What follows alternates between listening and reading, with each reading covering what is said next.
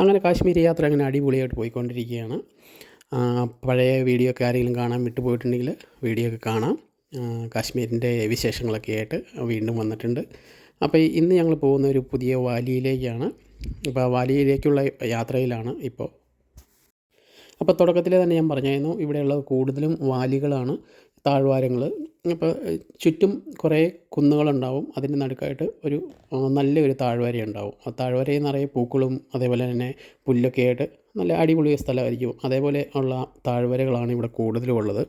അപ്പോൾ അത് തന്നെയാണ് ഈ കാശ്മീരിനെ കൂടുതലും വെറൈറ്റി ആയിട്ട് നിർത്തുന്നത്. മറ്റുള്ള ഒരു സംസ്ഥാനങ്ങളെയൊക്കെ അപേക്ഷിച്ച് ഒരു വ്യത്യസ്തമായിട്ട് നിൽക്കുന്നത് അതുകൊണ്ട് തന്നെയാണ്.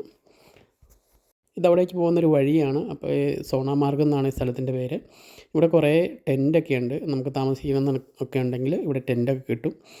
ടെൻറ്റിന് ഏകദേശം 1700 രൂപയ്ക്കാണ് റേറ്റ് വരുന്നത്. ഒരു നദിയുടെ സൈഡിൽ തന്നെയാണ്. അടിപൊളി സ്ഥലം എന്ന് പറയാം. ഒരുപാട് കുതിരകളും അതേപോലെ തന്നെ ചെമ്മരിയാടുകളൊക്കെ നടക്കുന്നുണ്ട്. കുറച്ച് ഇപ്പുറത്തേക്കൊക്കെ മാറി. ശരിക്കും ഒരു 2-3 ദിവസമൊക്കെ ഇവിടെ കൂടണമെന്നുണ്ടെങ്കിൽ അടിപൊളിയായിട്ട് താമസിക്കാൻ പറ്റുന്ന ഒരു സൗകര്യമുള്ള ടെൻറ്റുകളാണ്. നമ്മൾ ടെൻറ്റുകളെന്നൊക്കെ പറയുമ്പോഴത്തേക്കും വളരെ ചെറുതാണെന്ന് വിചാരിക്കും. ഇതേപോലെ നോക്കുമ്പോഴൊക്കെ ചെറുതായിട്ട് തോന്നുമെങ്കിലും ഉള്ളിൽ ഒരു വലിയ റൂമും ഉണ്ടാവും, അറ്റാച്ച്ഡ് ബാത്റൂമൊക്കെ ഉള്ള ഒരു ഫാമിലിക്ക് നന്നായിട്ട് താമസിക്കാൻ പാകത്തിനുള്ളൊരു റൂമായിരിക്കും.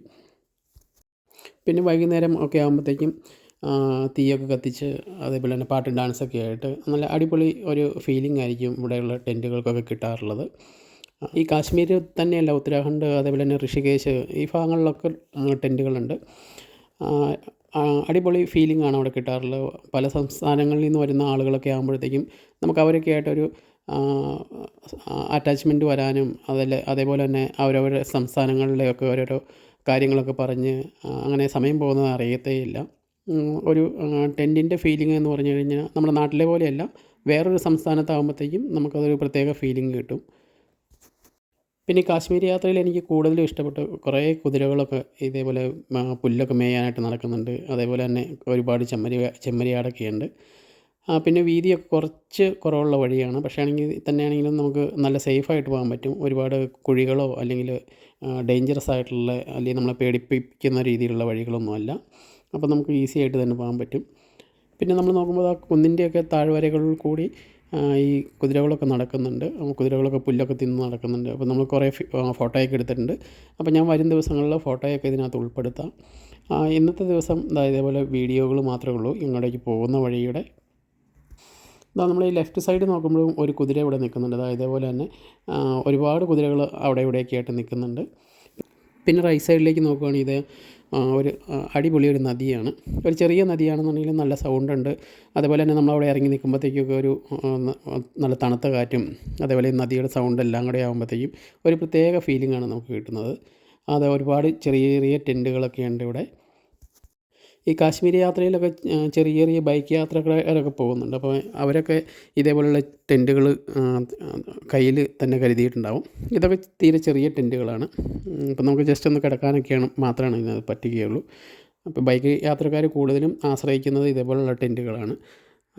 ഹോട്ടലുകളിലൊക്കെ റൂം എടുക്കാതെ തന്നെ നമുക്ക് വളരെ ചീപ്പായിട്ട് ഇതേപോലെ ടെൻറ്റുകൾ കൊണ്ടുപോവുകയാണെങ്കിൽ നമുക്ക് താമസിച്ച് പോകാൻ പറ്റും. നോർമൽ ഒരു ഹോട്ടലിനൊക്കെ റൂം എന്ന് പറയുമ്പോഴത്തേക്ക് ഏകദേശം 2700 ആ റേഞ്ചൊക്കെ വരും. ഫാമിലിക്കാണെങ്കിൽ 3500 ആ റേഞ്ചൊക്കെയാണ് വരാറുള്ളത്.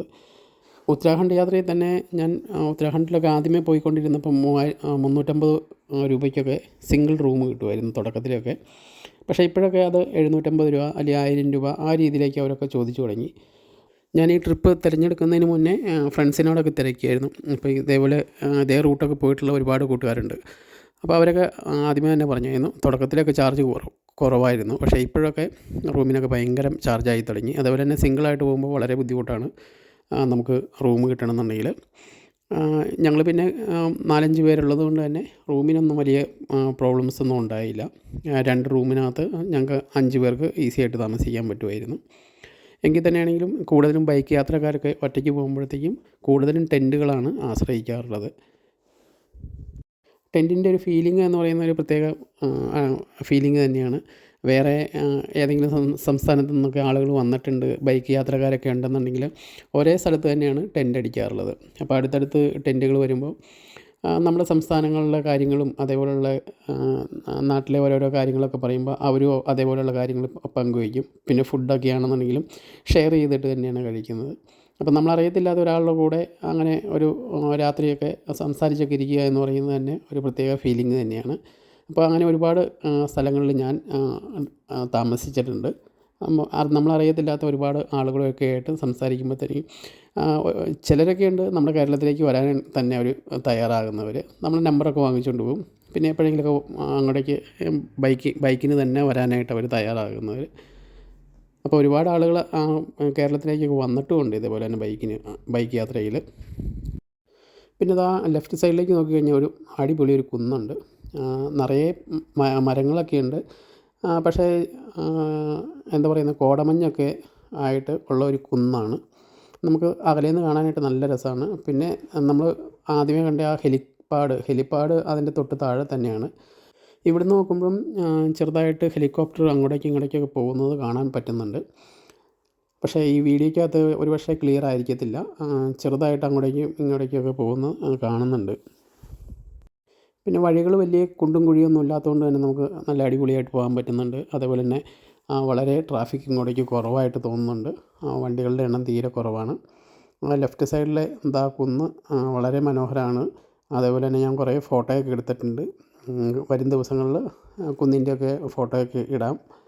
പിന്നെ ലെഫ്റ്റ് സൈഡിൽ നോക്കുകയാണെങ്കിൽ താഴെയൊക്കെ കുറേ കുതിരകളൊക്കെ നിൽക്കുന്നുണ്ട്. കുതിരകൾ നിങ്ങൾക്ക് കാണാൻ പറ്റുമെന്ന് എനിക്ക് അറിയില്ല. പക്ഷേ ആണെങ്കിൽ കുതിരകൾ കുറേ നിൽക്കുന്നുണ്ട്. അതേപോലെ തന്നെ ഈ റോഡ് സൈഡിൽ നോക്കുകയാണെങ്കിൽ ചെമ്മരിയാടുകൾ നിൽക്കുന്നുണ്ട്. ചെമ്മരിയാടുകളുടെ ഒരുപാട് കൂട്ടങ്ങളൊക്കെ നിൽക്കുന്നുണ്ട്. അപ്പോൾ ഇടയ്ക്കിടയ്ക്കൊക്കെ അങ്ങനെ കാഴ്ചകൾ വരുന്നുണ്ട്. ഒരു കുതിരയൊക്കെ അവിടെ നിൽക്കുന്നുണ്ടായിരുന്നു. വീഡിയോ വളരെ ചെറുതായതുകൊണ്ട് തന്നെ നിങ്ങൾക്ക് അതിനെയൊക്കെ കാണാൻ പറ്റുന്നുണ്ടോ എന്ന് എനിക്ക് ഡൗട്ടില്ലായകയില്ല. പിന്നെ ഈ റൂട്ട് എന്ന് പറയുന്നത് ഇതുവഴി കറങ്ങി നമുക്ക് ലേയിലേക്കൊക്കെ പോകുന്ന ഒരു റൂട്ടാണ്. കുറച്ച് ദൂരം കൂടുതലാണ്. ലേയിലേക്ക് പ്രധാനമായിട്ടും നമ്മുടെ മണാലി വഴിയൊക്കെയാണ് കയറി പോകാറുള്ളത്, അല്ലെങ്കിൽ ശ്രീനഗർ വഴി. ഇത് കുറച്ച് കറങ്ങിയാണെങ്കിലും ഇതുവഴി ലേയിലേക്ക് പോകാൻ പറ്റും.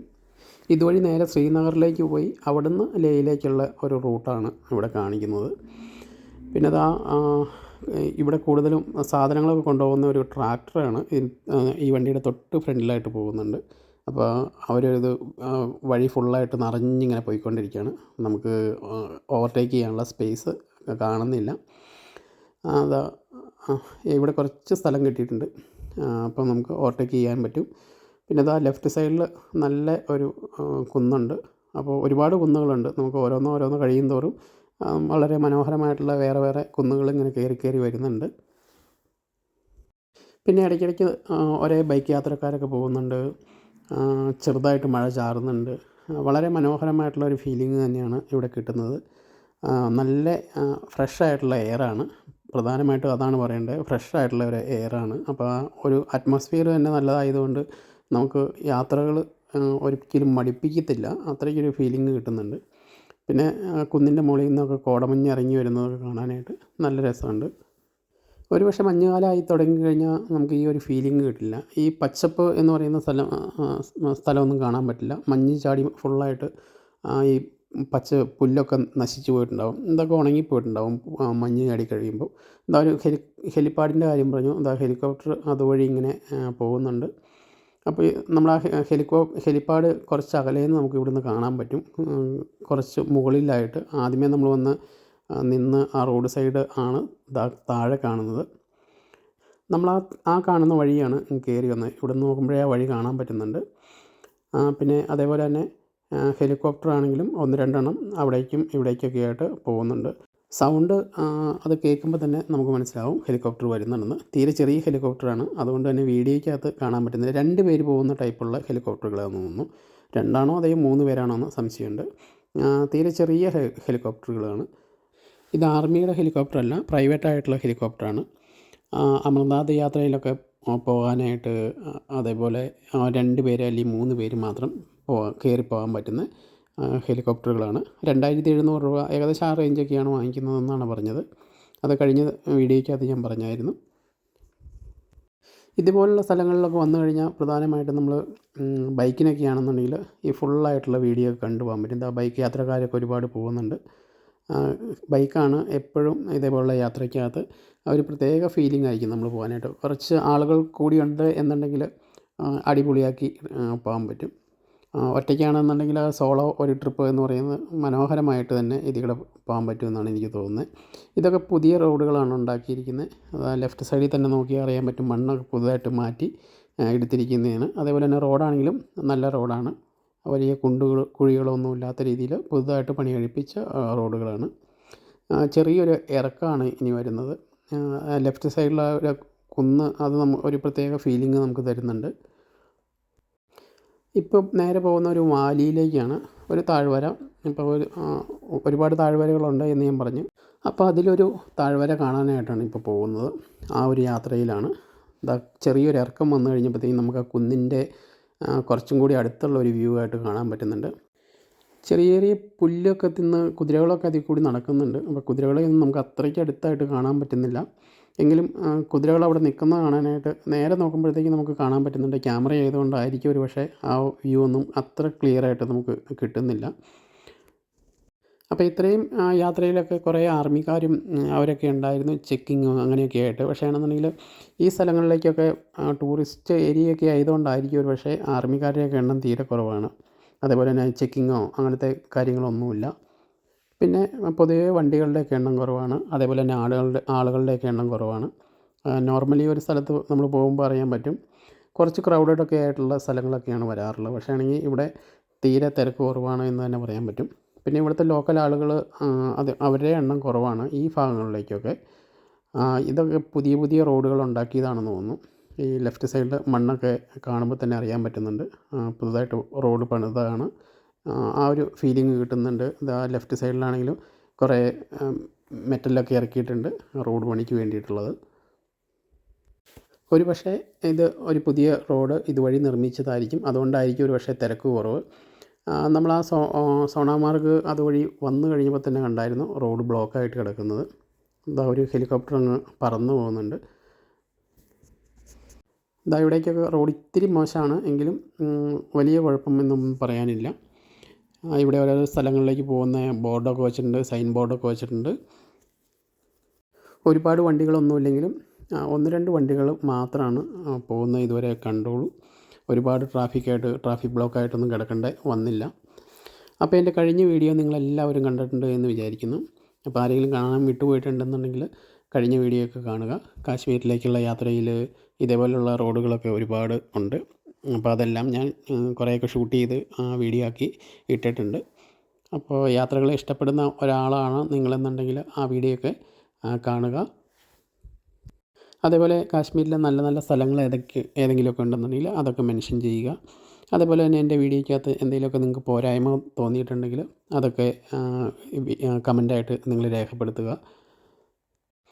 വീഡിയോയ്ക്കകത്ത് കുറേയൊക്കെ മിസ്റ്റേക്കുകളൊക്കെ വരുന്നുണ്ട്. നമ്മളൊരു ബൈക്കിനകത്ത് ഇത്രയും നാൾ എൻ്റെ യാത്രകളെല്ലാം ബൈക്കിലായിരുന്നു. അപ്പോൾ ഇത് കാറിനകത്തേക്ക് വന്നപ്പോഴേക്കും അത്രയൊരു നല്ല രീതിയിൽ എടുക്കാൻ പറ്റുന്നില്ല. പിന്നെ ബൈക്കിലാണെന്നുണ്ടെങ്കിൽ നമുക്ക് ഫുള്ളായിട്ട് ഇതൊക്കെ നല്ല രീതിയിൽ തന്നെ എടുക്കാൻ പറ്റിയേനെ. ഇത് കാറായതുകൊണ്ട് അത്രയ്ക്കൊരു നല്ല രീതിയിൽ നമുക്ക് കിട്ടുന്നില്ല. അങ്ങനെ ഇന്നത്തെ വീഡിയോ അവസാനിക്കുകയാണ്. അപ്പോൾ ആദ്യത്തെ ഒരു വാലിയുണ്ട് ഞങ്ങൾ കാണാൻ പോകുന്നത്. അപ്പോൾ ആ വാലിയുടെ വിശേഷങ്ങളൊക്കെ ആയിട്ട് അടുത്ത വീഡിയോയിൽ വീണ്ടും കണ്ടുമുട്ടാം. അതേപോലെ തന്നെ ഇന്നത്തെ വീഡിയോ നിങ്ങൾക്ക് എല്ലാവർക്കും ഇഷ്ടപ്പെട്ടു എന്ന് വിചാരിക്കുന്നു. അപ്പോൾ വീഡിയോ ഇഷ്ടപ്പെട്ട് കഴിഞ്ഞാൽ ലൈക്ക്, കമൻറ്റ് എല്ലാം രേഖപ്പെടുത്താനായിട്ട് നിങ്ങൾ മറന്നു പോകരുത്. അതേപോലെ തന്നെ വരും ദിവസങ്ങളിൽ പുതിയ പുതിയ വിശേഷങ്ങളൊക്കെ ആയിട്ട് വീണ്ടും കണ്ടുമുട്ടാം. അപ്പോൾ പുതിയ പുതിയ വിശേഷങ്ങളൊക്കെ ആയിട്ട് വരും ദിവസങ്ങളിൽ വീണ്ടും കണ്ടുമുട്ടാം. അപ്പോൾ വീഡിയോ കണ്ട എല്ലാ കൂട്ടുകാരോടും ഒരിക്കൽ കൂടി ബൈ.